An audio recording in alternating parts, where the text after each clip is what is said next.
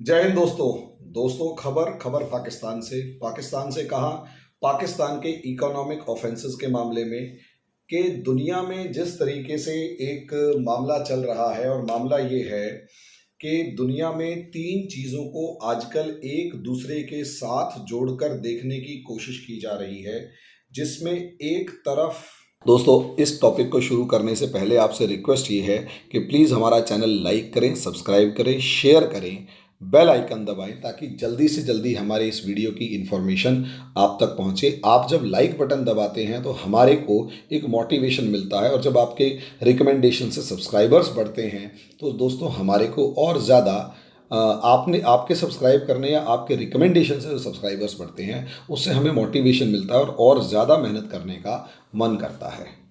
Terrorism है, दूसरी तरफ ड्रग्स है, टेररिज्म है, दूसरी तरफ ड्रग्स ट्रैफिकिंग है, और तीसरी तरफ मनी लॉन्ड्रिंग है। और मैंने एक इस चीज़ के ऊपर वीडियो पहले भी बना चुका हूँ कि हमारे इन तीनों मामलों के ऊपर प्रधानमंत्री महोदय जो हैं वो 2014 से लगे हुए हैं। हालांकि FATF financial action task force काफ़ी टाइम पहले 1989 से है, लेकिन जितना ज़्यादा एक्टिवली ये इस समय पर काम कर रही है, और जब से टेररिज्म दुनिया के लिए एक खतरा बना है और उसकी रूट्स को ढूंढने की कोशिश की जा रही है, तब से यहाँ पर ये डिस्कशन और ज़्यादा इम्पॉर्टेंट होता चला गया कि असलियत में मामला क्या है और किस तरीके से टेररिज्म को दुनिया खत्म नहीं कर पा रही, या टेररिज्म दुनिया के लिए एक बहुत बड़ा खतरा बना हुआ है। अब दोस्तों, असलियत में फाइनेंशियल एक्शन टास्क फोर्स कर क्या रहा है, इसे समझिए। फाइनेंशियल एक्शन टास्क फोर्स जो है दुनिया में, खासकर जितने भी देश जिनके ऊपर किसी भी तरीके का शक है, इसका असर ये होता है कि उस देश के अंदर फाइनेंशियल उस मतलब फाइनेंसेस के ऊपर उस देश की जो अर्थव्यवस्था है उसके ऊपर रिस्ट्रिक्शंस लग जाती हैं, और उस पर दबाव पड़ता है कि भाई या तो आप मान जाओ, अपनी टेररिस्ट एक्टिविटीज़ को हैंडल करो, या फिर आपके अंदर जो भी इन्वेस्टमेंट आने वाला है वो नहीं आएगा, और जो प्रेजेंट है भी वो निकाल लिया जाएगा, और बहुत सारी फाइनेंशियल रिस्ट्रिक्शंस लग जाती हैं। फाइनेंशियल रिस्ट्रिक्शंस लगने का मामला ये होता है, इनके लगने से असर ये होता है दोस्तों कि किसी भी देश को तरक्की करने के लिए चाहिए होता है दुनिया भर से इन्वेस्टमेंट, यानी पैसा। वहाँ उस देश के अंदर अगर इन्वेस्टमेंट आ रहा है, पैसा आ रहा है, इंडस्ट्रीज आ रही हैं, टेक्नोलॉजी आ रही है, तो प्रोग्रेस होती है, प्रगति होती है। चाइना की डेवलपमेंट का जो भी क्रेडिट जाता है वो सिर्फ इस फॉरेन इन्वेस्टमेंट को जाता है, जिसमें यूरोप और अमेरिका ने खूब दबा के चाइना के अंदर फंडिंग करी, रज के, या यूँ कहते हैं बहुत सारी फंडिंग करी, इन्वेस्टमेंट किया। नतीजा आज के दिन चाइना की प्रोग्रेस देख सकते हैं। और दूसरा, पाकिस्तान जैसे देश अगर आप देखेंगे तो यहाँ पर पाकिस्तान जैसे देश जो हैं वो इस टेररिस्ट फंडिंग या दूसरी तरीके की फंडिंग्स की वजह से आज के दिन इन्वेस्टमेंट के लिए तरस रहे हैं। 2 दिन पहले तक खबर आई थी कि पाकिस्तान को $51.6 बिलियन की ज़रूरत है, और अगर ये $51.6 बिलियन नहीं मिले तो हो सकता है पाकिस्तान जो है वो दिवालिया घोषित हो जाए। दुनिया के सामने कटोरा लेके खड़ा होने के अलावा पाकिस्तान के पास अब कोई ऑप्शन नहीं बचा है। अब ऐसी सिचुएशन में दोस्तों, ऐसी सिचुएशन में यहाँ पर अगर आप असर देखें तो इन्वेस्टमेंट बंद हो गई। अब यहाँ पाकिस्तान के ऊपर यही चीज़ें लागू हो रही हैं, और कहीं ना कहीं इंडिया का अपना ये एफर्ट बहुत ज़्यादा काम आ रहा है। इंडिया पाकिस्तान के इस टेररिस्ट एक्टिविटी से 1970 से परेशान है, जब पहली बार इन्होंने खालिस्तान मूवमेंट को सपोर्ट करना शुरू किया था। और खालिस्तान मूवमेंट में भिंडरवाला जो एक आतंकवादी था, खुल के कह रहा हूँ, हाँ ये वो आतंकवादी था, उस आतंकवादी को इन्होंने सपोर्ट किया था, और उससे उसके दम पर पाकिस्तान जो है पंजाब को हिंदुस्तान से अलग करके खालिस्तान को बनाना चाहता था।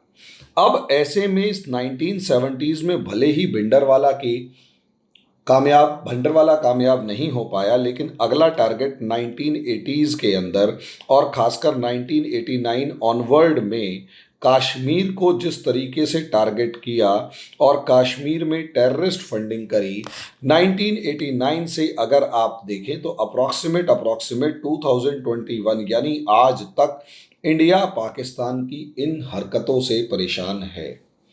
लगभग 30 साल और 31 साल होने जा रहे हैं, 31 या 32 जो भी है वो होने जा रहे हैं और इंडिया इनसे परेशान है। यहाँ भारत सरकार या इंडिया को अगर आप देखें तो इंडिया के पास कभी भी इंटरनेशनल लीवरेज नहीं मिली थी इस मामले में। इंटरनेशनल सपोर्ट कहो या फिर लीवरेज कहो या यूं कहें कि दुनिया के अंदर इंटरनेशनल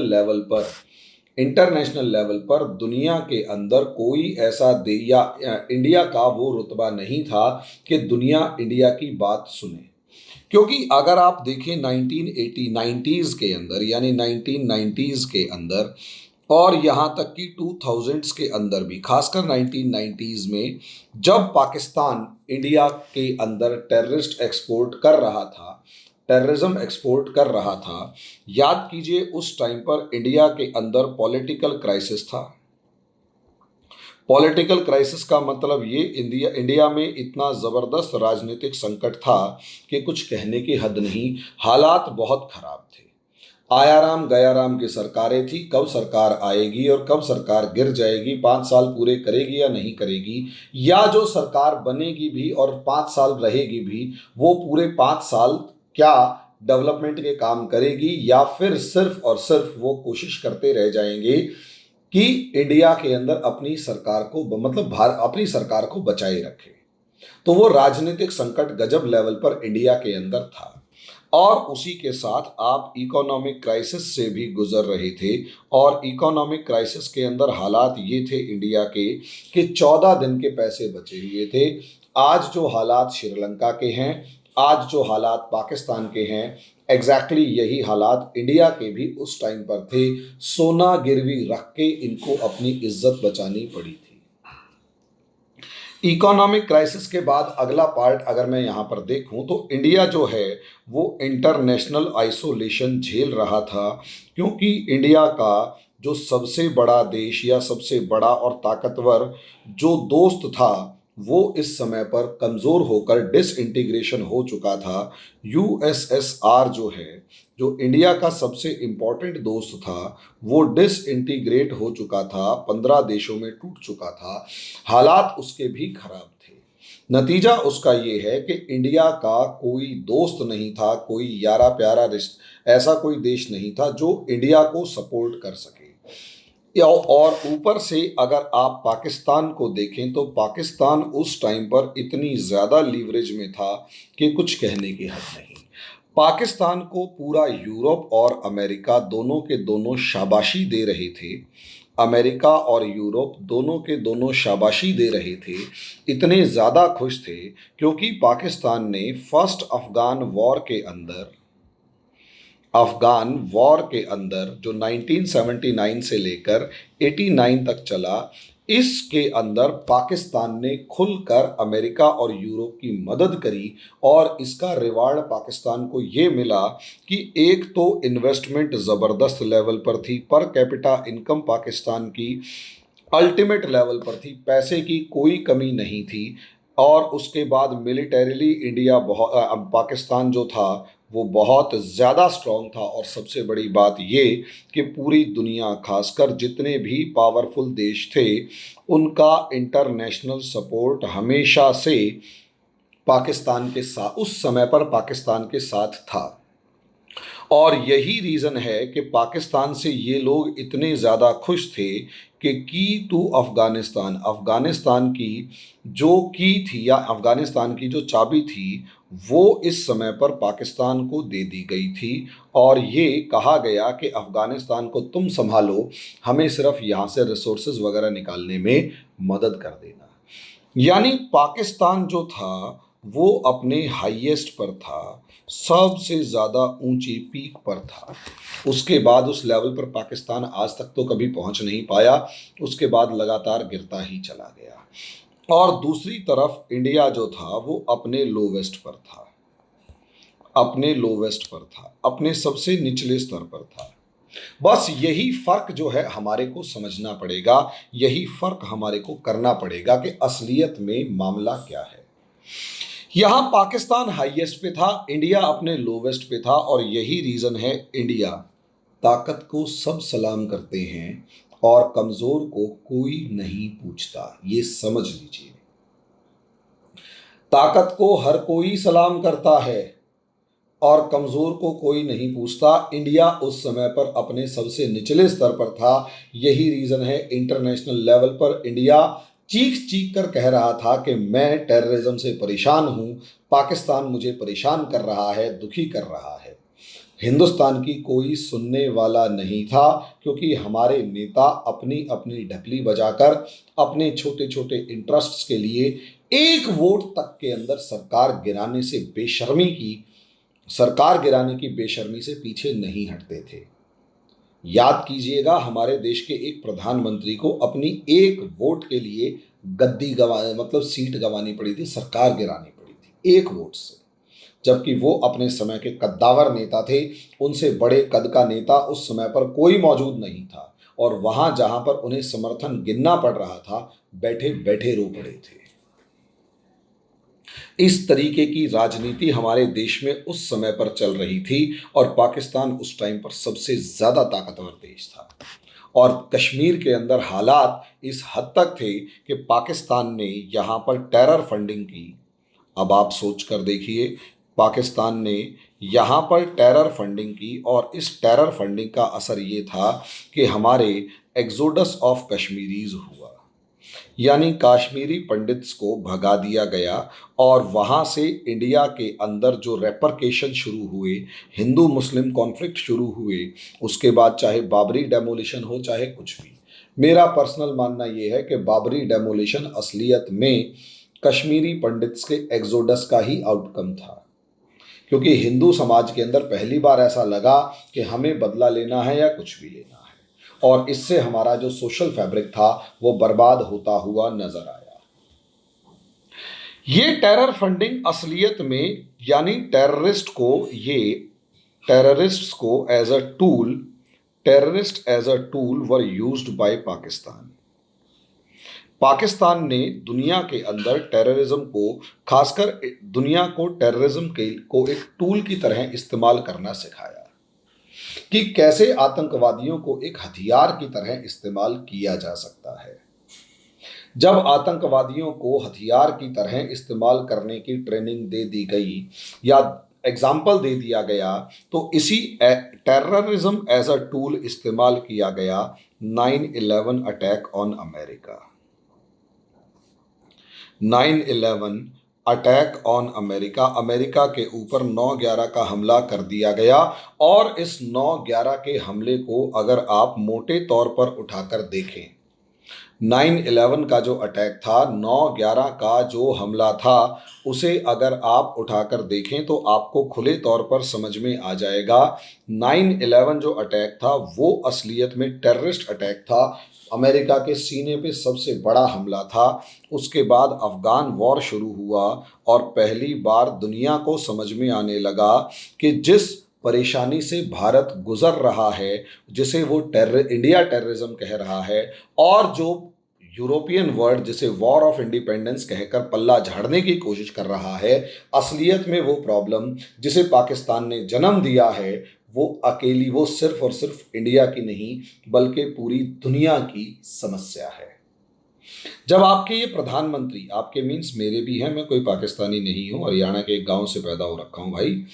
तो मोदी, जब ये प्रधानमंत्री मोदी आए, तो हमारे प्रधानमंत्री ने सबसे पहले इस ट्रायंगल को बर्स्ट करने के लिए खुले तौर पर दुनिया को समझाया कि असलियत में कहाँ आप कंफ्यूज हो रहे हैं। दुनिया को जो पागल बनाया जा रहा है वो दुनिया पागल ना बने। और जिस तरीके से पाकिस्तान पंजाब में ड्रग्स बेचेगा और उन ड्रग्स को असलियत में ट्रांसफ़र करे, उन ड्रग्स से जो अमाउंट आएगा उसी अमाउंट को सीधा ट्रांसफ़र कर देगा JNK में और वहाँ से टेरर फंडिंग हो जाएगा। यानी पाकिस्तान को इंडिया के अंदर सिर्फ और सिर्फ कुछ पैकेट्स ड्रग्स के गिराने हैं, उससे पंजाब जैसा प्रोडक्टिव स्टेट वो कमज़ोर होगा, उसकी पॉपुलेशन, उसकी जनसंख्या, उसके लोग कमज़ोर होंगे और ड्रग्स के एडिक्ट होंगे, पूरी जनता की ऐसी तैसी कर देगा और उसके बाद जड़े खोखली पंजाब में करेगा और JNK में टेररिज्म फैलाएगा।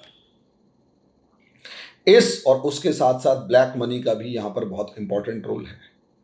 जब पाकिस्तान के इस ट्रायंगल को अच्छे से समझा गया और इंटरनेशनल प्लेटफॉर्म्स पर इनको खुलकर उठाया गया, इंटरनेशनल प्लेटफॉर्म्स पर इसको खुलकर उठाया गया, तो यहाँ से 2000 ऑनवर्ड्स 14 ऑनवर्ड्स अगर आप देखेंगे तो सबसे बड़ा शिकंजा अगर किसी के ऊपर कसा तो वो पाकिस्तान के ऊपर कसना शुरू हुआ और 2019 आते आते पाकिस्तान जो है वो FATF की ग्रे लिस्ट के अंदर जाना शुरू हो गया।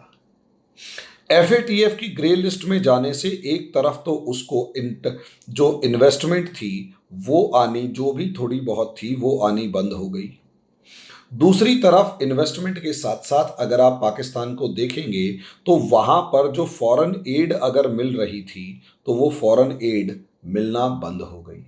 अब जब इन्वेस्टमेंट मिलना बंद हो जाएगी, फॉरेन एड मिलना बंद हो जाएगी और जो है भी वो वहाँ से निकलना शुरू कर देगी और पहली बार पाकिस्तान के ऊपर टेररिस्ट कंट्री या रोग नेशन होने का ठप्पा लगना शुरू हो जाएगा, तो वहाँ से पाकिस्तान इकोनॉमिक क्राइसिस के दलदल के अंदर फंसता हुआ नजर आ जाएगा। हालांकि पाकिस्तान एक कुत्ते की दुम है जो कभी सुधरने वाला नहीं है। अब पाकिस्तान भी हालांकि इसमें चाल चल चुका है और वो चाल ये है कि दुनिया को दिखाने के लिए तो हाफिज सईद से लेकर लखवी से लेकर जितने भी हैं उन सब को जेल में डाल रखा है, लेकिन जेल में भी जिस तरीके की उनको सहूलियतें मिल रही हैं वहाँ देखने में ये आ रहा है कि पाकिस्तान ढकोसला ज़्यादा कर रहा है। इसीलिए आज जो प्रेस कॉन्फ्रेंस FATF की हुई है उसमें खुलकर ये कहा गया है कि पाकिस्तान को जिन 34 पॉइंट्स के ऊपर काम करने के लिए कहा है उसमें से 30 पॉइंट्स पर पाकिस्तान खुलकर काम कर रहा है, लेकिन पाकिस्तान 4 पॉइंट्स पर काम नहीं कर पा रहा या 4 पॉइंट्स पर काम करे तो ज़्यादा बेटर रहेगा। और उन 4 पॉइंट्स में से एक पॉइंट है टेररिस्ट फंडिंग।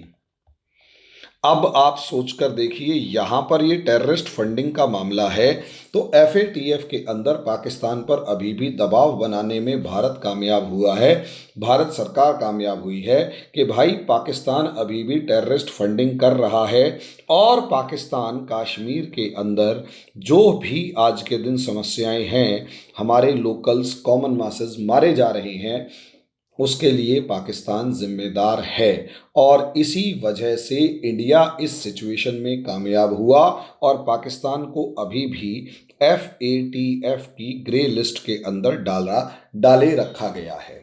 लेकिन पाकिस्तान क्योंकि कुत्ते की दुम है वो सीधे होने वाला नहीं है और इमरान खान जो है वो भी वही है। अब यहाँ इनके साथ समझिए मामला क्या है।